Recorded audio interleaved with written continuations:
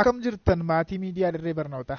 Kun tuutoriyaalii koorsii Global Trend irratti afaan Oromootiin isiniif kennamudha. Tuutoriyaalii keenyaan boqonnaa sadaffaa koorsichaa irradha kan jirru. Boqonnaa sadaffaa paartii isa dhumaa laallaa tuutoriyaalii kanaan ammoo jechuudha. Tuutoriyaalii faanaan obboleessa keessan Oriyaad Baratichadha. Yuunivarsiitii Finfinneetti mana barumsaa seeraarra. Hammas amma dhumaatti akka nafaana taatan isin affeeraa miidiyaa dirree barnootaatiif haaraa warri taatan.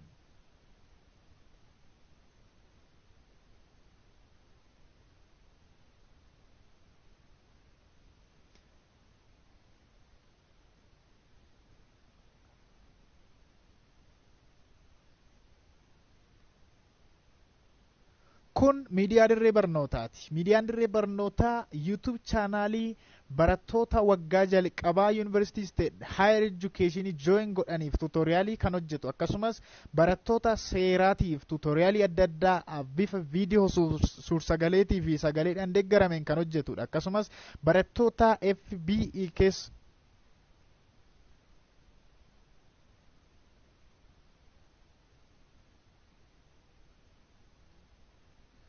nagaa jirtu maatii miidiyaa dirree barnootaa nagaan isiniif baay'atu jedheera ammas.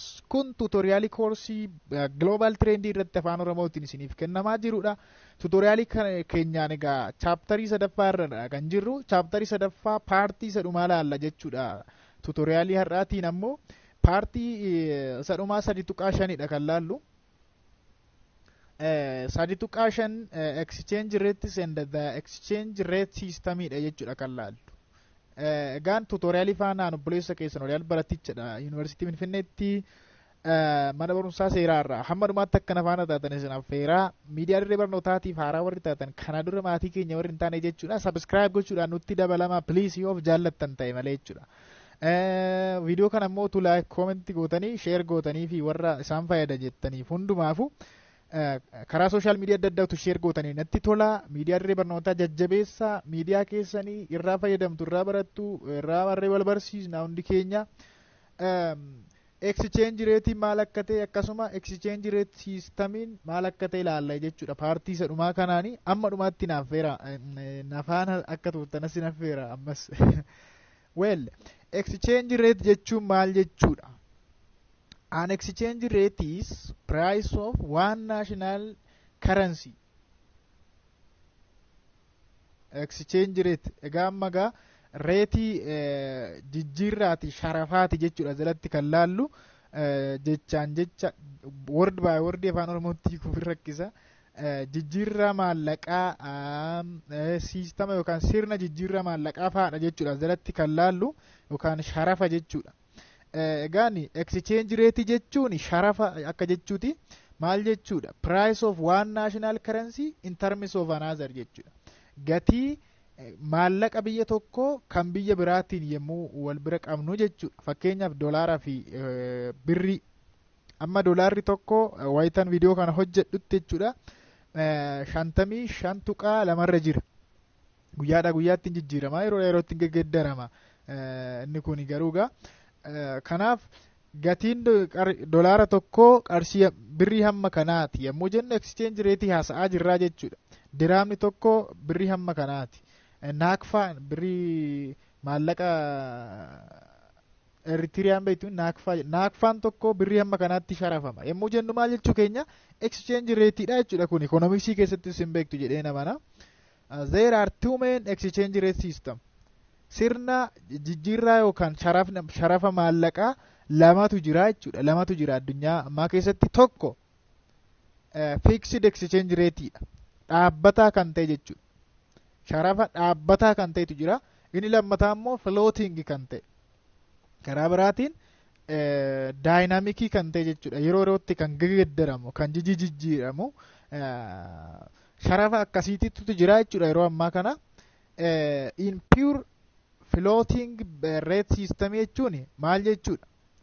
The value of currency is determined solely by money supply and money demand jechuudha. Intangible dha jechuudha. Harki namaa keessa kan hin galle.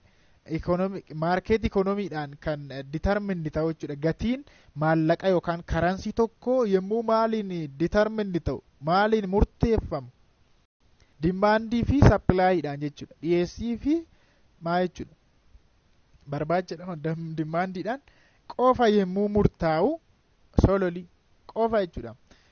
Kun floating rate systemiidha jechuudha. Kana jechuun dimaandii fi sappilaaytu murteessaa jechuudha malee mootummaan yookaan qaama qabuu miti. Dimaandii fi sappilaaytu gatii maallaqa tokko vaaluu maallaqa tokkoo murteessaa. Kunniin immoo in other word jecha biraatiin maal jechuudha? This system exists only when there is absolutely no intervention by governments or other actor capable of influencing exchange rate values through non-market means jechuudha.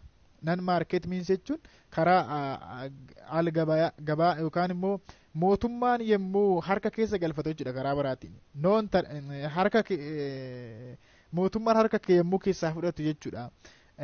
Exchange yookaan sharafa keessaa harka yemmuu fudhatu. Maaltu murteessare? Demand of supply. No intervention by government.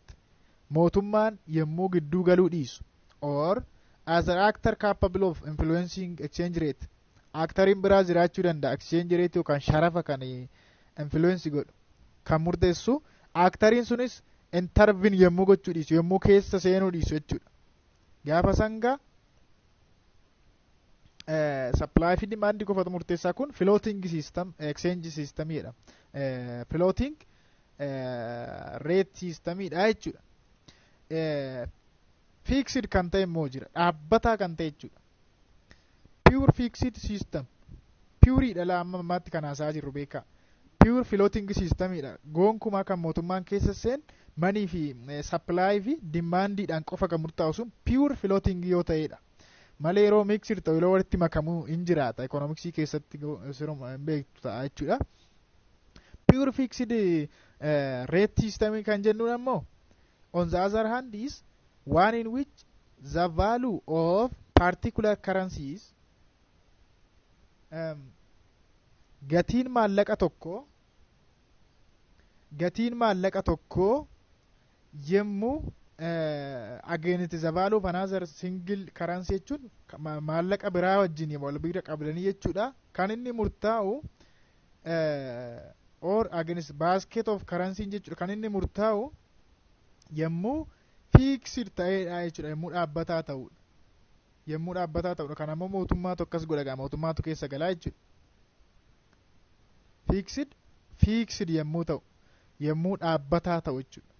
Amma fakkeenyaaf yeroo dargii fa'aa kana fayyadameera yoon dogoggoruu baadhe dargiin fixed kan ta'e. Doolaarri Ameerikaa tokko hammana qofatti jijjiiramuu qaba kan jedhu. 10 wayii irra jira yeroo san. 11 moo 12 naannoo kana jira yeroo dargii sana doolaarri Ameerikaa tokkicha.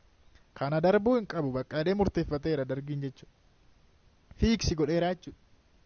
Biyyoonni fixed kana fayyadaman ammas jiraachuu danda'u gaa. Mixed illee ta'u jechuudha sirni amma. The question thus remains gaaffii nama ammaatti gaaffii ta'ee hafe garuu maalidha? How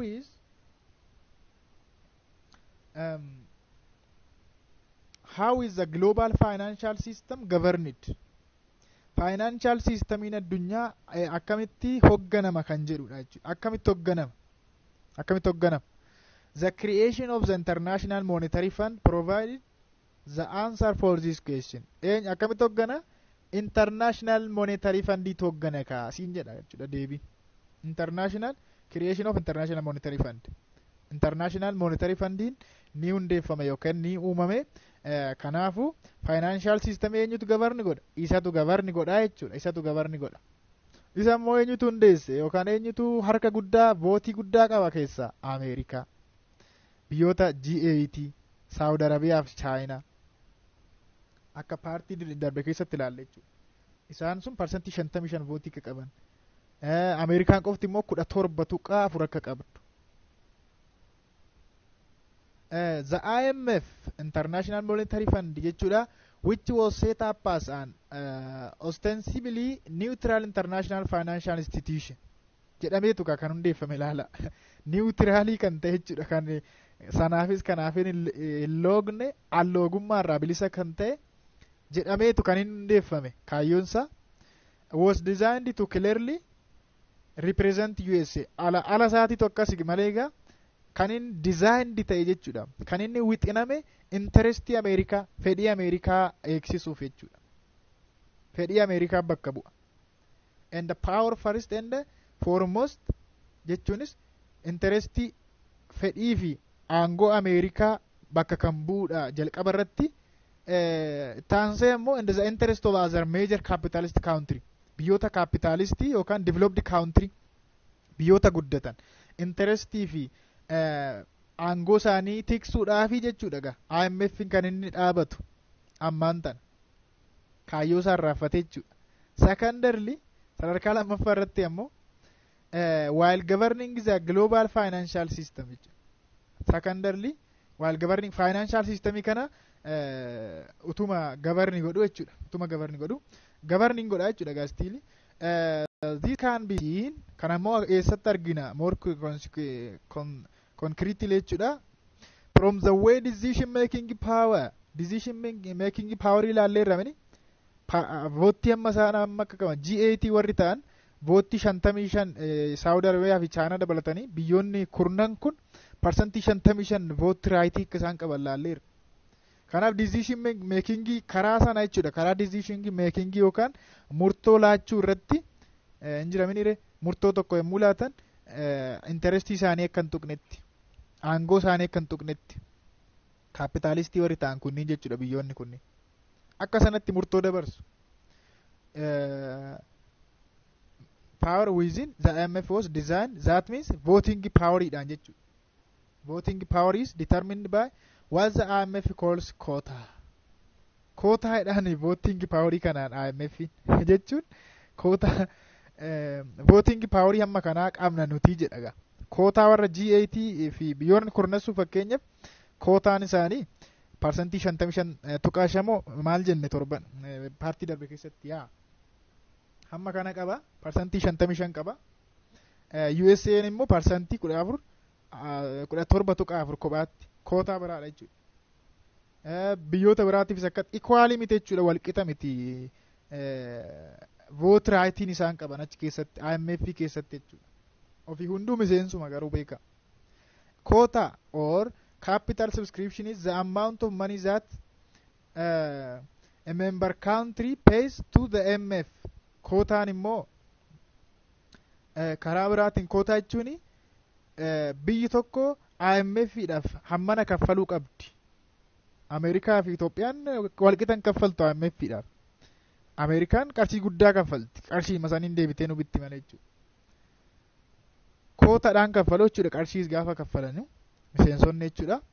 Accordingly, the more country pays, argitanii gaamma qarshii guddaa yoo kaffalte biyyi tokko, the more say it has in IMF decision making jechuudha.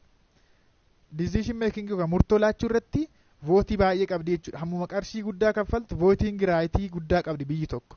Kana jechuun biyyi qarshii guddaa qabdu voting raayitii guddaa sassaabatti jechuudha. And it is the USA that tops up in this regard. Kuma jenne parsantii 17 tuqaa 4 qabaachuudhaan USA'n top irra jirti jechuudha. Sadarkaa jalqabaarra kan isheen jirtu. Maaliif qarshii guddaa kaffalti? Qarshii guddaa immoo kaffaltuun ammoo voting raayitiin ishee dabalaa fi deema waan ta'eef. What are the existing problems in the current governance of international global trade, investment and finance? Existing problems rakkinoota akkamiitu jira warra international trade keessatti, daldala addunyaa keessa, World Bank keessa, finance keessa rakkinoonni jiru jechuudha. Gaastil rakkinoonni jiru harka lafa jalaatiin biyyoota hiyyeeyyii koloneeffachuuf rakkinoota tokkodha kuni. Do you think that global institutions such as IMF, World Bank and the WTO are relevant and indispensable for governing international finance, international investment and international trade? Kana gaa ofii keessaniif deebisaadha. Jaarmiyaaleen kunniin jechuudha kan akka International Monetary Fund, World Bank fi dhaabbanni daldalaa addunyaa kun relevantiidha, indispensableidha. Indispensable jechuun hafuu kan hin dandeenye waan baay'ee barbaachisaa ta'e jechuudha biyyoota guddatan. Kanaafi warri kun international financeidhaaf, international investmentiif, international tradeidhaaf jarri kun ni barbaachisu isaan malee hin jiraatamu indispensabiliidha rooliin isaanii ofii keessanii deebisaa jechuudha. In other words, what do you think might things look like if there were no IMF, WB, World Bank and World Trade Organization? Karaa biraatiin gaa indispensabiliidha jechuun utuu jarri kun jiraachuu baatanii jiraachuun isaanii dirqamaa jechuudha gaama. Jarri kun utuu jiraachuu baatanii sirni addunyaa maal ta'a jettanii yaaddu? Maaltu uumama jettanii yaaddu? Utuu IMFin baankiin addunyaa fi dhaabbanni daldala addunyaa jiraachuutu baatanii addunyaan maal taati jettanii yaadduudha. Well, goolamnee jirra paartii kana daqiiqaan ishee xiqqoo gabaabbattus asumarratti xumurra jechuudha gaa paartii isa dhumaadha kun yuunitii sadi akka ajaa'ibaatti goolamnee jirra. Waaqayyo haa ulfaatu nu gargaareera. Chaaptarii 4 immoo laallaa taansinee jechuudha paartii tuutoriyaalii biraatiin. Tuutoriyaalii faana aan obboleessa keessan oliyaat baratichan ture. Wanti isiniif dhaamu asumaan piliis maatii keenya ta'a dabalamaa nutti sabiskiraayib godha. Homaa wanti nu irraa hir'isu hin jiru. Sabiskiraayib gootaniidhaaf jechuudha nuu faamilee ta'a. Miidiyaan dirree barnootaa hin guddatarraa kan hafe jechuudha. Viidiyoo takka hojjechuun ammam akka chaalenjii nama godhu isinitti himuu hin danda'u. Baay'ee chaalenjii nama godha. Waan iddoo filachuus hin barbaachisa. Qulqullina sagaleetiif editingiin isaa hundi itti qophaa'uun hundi organaayiz gochuun qindeessuun yeroo baay'ee isin fudhata aarsaa guddaa gaafata jechuudha. Kanaaf isin immoo sabiskiraayib gochuudha maatii keenya yoo taatan wanti isin irraa irratti hin jiru waan ta'eef sabiskiraayib godhaadha. Maaliifan jedha beektu parsantii walakkaadha ol kan ta'an warra nan sabiskiraayibaroota viidiyoo keenya kan hordofaa jiru yuutuub istiidiyoo irraa yeroon laalu jechuudha. Baay'ee isin taajjabe egaa warri utuu nutti hin dabalamin akkasumatti sarchi gootanii ilaaltan jechuudha. Sabiskiraayib batan ishee jettu tuqaati sabiskiraayib godhaa maatii keenya ta'a. Yaada immoo barreessaa nu waamu amileetaa waan caalu akka hojjennu nu jajjabeessa waan ta'eef yaada nu barreessaa jechuudha. Laayik godhaa yeroollee hin qabnu yaada barreessuuf jettanii laayik godhaatii darbaa jechuudha viidiyoo. Nagaadhaan naa turaadha baay'een isin jaalladha. Chaaptar 4 ilaalla itti aansinee immoo jechuudha. Jedhaagaa baay'een isin jaalladha saba qashtiin nana. Bye bye.